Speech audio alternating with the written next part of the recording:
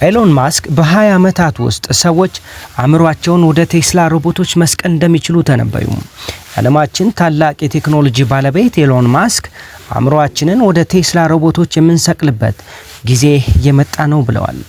የቴስላ ስፔስ ኤክስ እና ኒውራሊንክ መስራች የሆኑት ቢሊዮነሩ ኤሎን ማስክ ሰዎች በቀጣዮቹ 2 አስርት ዓመታት ውስጥ ትውስታቸውንና ስብናቸውን ወደ ሰው ሰራሽ ሮቦቶች በማስተላለፍ የዲጂታል ዘላለማዊ ሕይወት ሊያገኙ እንደሚችሉ የሚገልጽ አስደናቂ ትንበያ አቅርበዋል።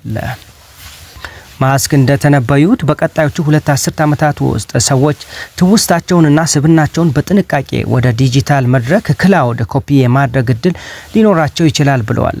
ይህ ኮፒ ደግሞ ቴስላ ያመረተ ባለው ሰው ሰራሽ ሮቦት ውስጥ ገብቶ የሞተውን ሰው ዲጂታል ሰበና እንዲቀጥል ያስችለዋል። ይህ ራዕይ 2 የማስክ ኩባንያዎችን የሚያገናኝ ነው።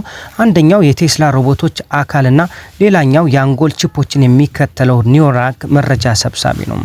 ምንም እንኳን ይህን ሙሉ በሙሉ ማከናወን ፈታኝ ቢሆንም የአእምሯችን መረጃ በዘመናዊ ቴክኖሎጂ የተቀመጠ መሆኑን ከግምት ውስጥ ስናስገባ ማስክ የሰጡት ግምት ከሳይንስ ልቦለድነት ወደ እውነታው መቅረቡን ያሳያል።